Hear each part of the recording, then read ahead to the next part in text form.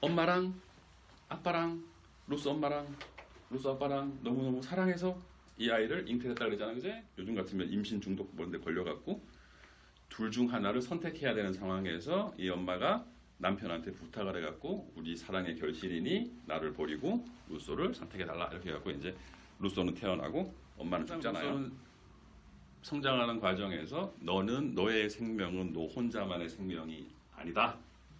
엄마가 너로 인해서 자기 귀한 생명을 포기를 했고 아빠 또한 그만한 슬픔을 감내를 해야 했으니 너는 잘 커야 된다 이렇게 가르쳤겠지. 그리고 아빠는 루소를 거의 외면하다시피 하고, 그지? 그 부분 밑에서 해서 기본적으로 루소는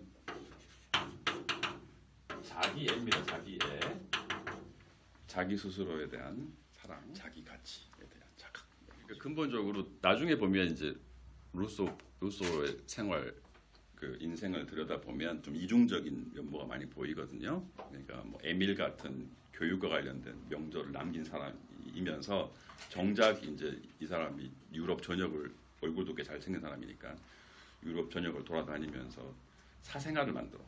사랑의 결실이지. 근데 돌보지를 않아. 자기애에 기반해 갖고 내가 이렇게 귀한 존재니까 다른 사람도 그렇게 귀한 존재일 것이다라는 논리적으로 가잖아. 맞지?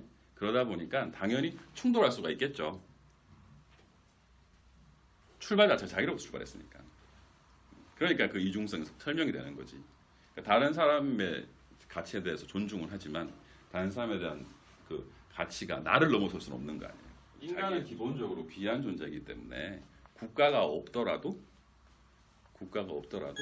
서로 엄마 아빠가 사랑해갖고 자기를 낳았고 엄마는 자기를 위해서 희생하기도 하고 그런 존재잖아요. 그런 자각이 있잖아요. 근데 문제는 자기가 중심이기 때문에 그걸 이중적 면모가 보이는 거지.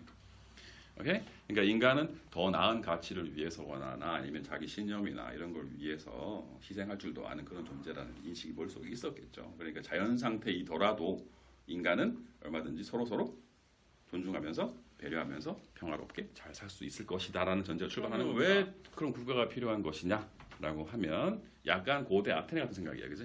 네, 왜냐하면 공동의 일을 해야 할 때가 있으니까. 예를 들면 우리들 학교 같으면 숫자가 적으니까 모든 일들을 다 합의하에 결정을 하잖아요.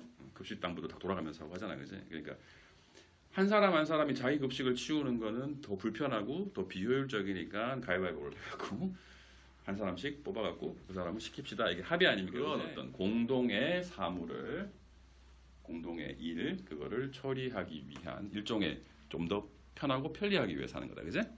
그러니까 일단 이분이 생각하는 거는 숫자가, 공동체 숫자가 적고 공동체 크기 역시 작은 소국 과민이라는 조건 하에서 직접 민주주의를 옹호했다. 그 말이에요. 배경이니까 입헌군주 따위는 뭘 생각 안 했겠지?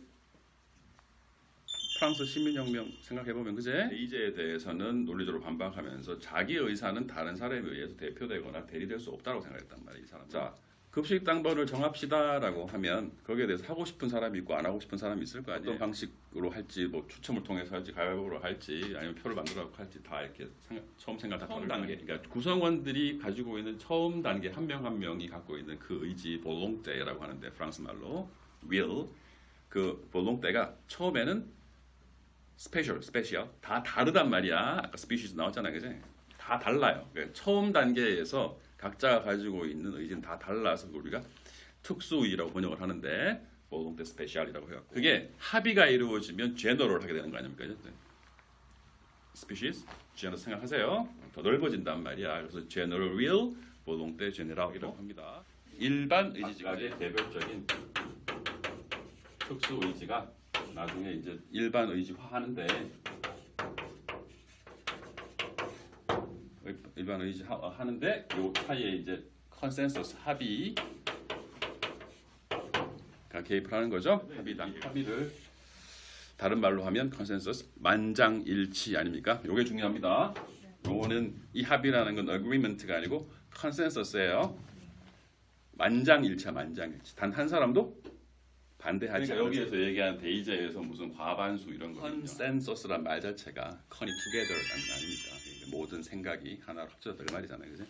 일단 합의를 통해서 일반 의지가 형성이 되고 거기에 따라서 뭔가 구체적인 결정이 나오면 그 구성원들은 무조건적으로 그 의지에 중간 과정 자체를 생략해 버리면 마치 독재를 강요한 걸 하는 것처럼 혹은 뭐 전체주의를 옹호하는 것처럼 잘못 오해를 당할 수가 있잖아요. 어떤 전제?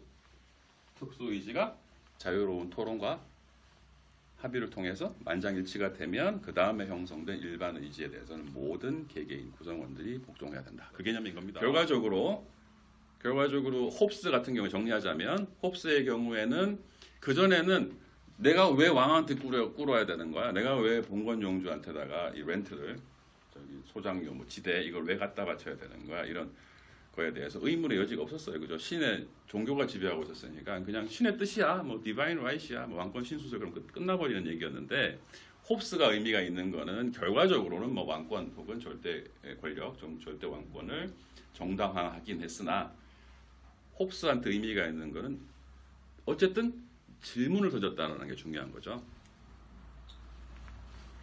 그 전에 질문조차도 필요 없었는데 말이에요.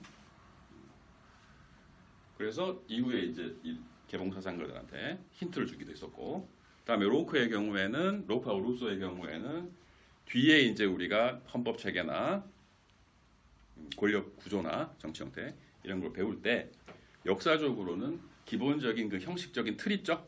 우리가 살고 있는 지금 민주주의 정치 형태로서의 권력 구조로서의 민주주의의 틀, 프레임워크 그거는 로크의 생각에 많이 따랐고 여기 플러스에서 이제 잠깐 뒤에 나오겠잖아요. 모테스큐 같은 사람들 삼권 분립 같은 거 그 틀을 따랐고 내용적인 면 그러니까 정신 민주주의의 정신이라는 면에서는 로크의 생각이 많이 흡수가 돼 있단 말이에요. 오케이? 그렇기 때문에 이 부분들은 찬찬히 이해를 잘해두면 나중에 예를 들면 뭐 로크 같은 경우에 저항권이라는 개념 자체도 그거잖아. 아니 심판이라고 맡겨놨는데 이 게이지 시스템을 통해서 입법권이나 행정권을 맡겨놨는데 말이에요. 규칙을 정하고 그 다음에 그 규칙에 따라서 뭔가를 집행하는 그 권한을 맡겨놨는데 그게 타락한다. 그러니까 원래 목적과 다르게 오용되거나 남용된다라고 하면 그 권한을 박탈해야 될 거 아닙니까? 그렇지? 그게 이제 원어로는 혁명권, 레볼루션. 우리 그 헌법이나 우리나라에서 번역하는 말로는 이제 저항권이라는 개념이 여기서 들어간단 말이죠. 알겠죠? 그리고 모든 이제 헌법이나 법에 있어서 선언적인 차원, 그러니까 어떠해야 합니다 이런 거, 그러니까 그런 정신적인 차원이라고 할까요? 그런 것들은 이제 로크 얘기가, 루소 얘기가 많이 녹아 들어가 있다. 알겠죠? 네. 여기가 또 질문요.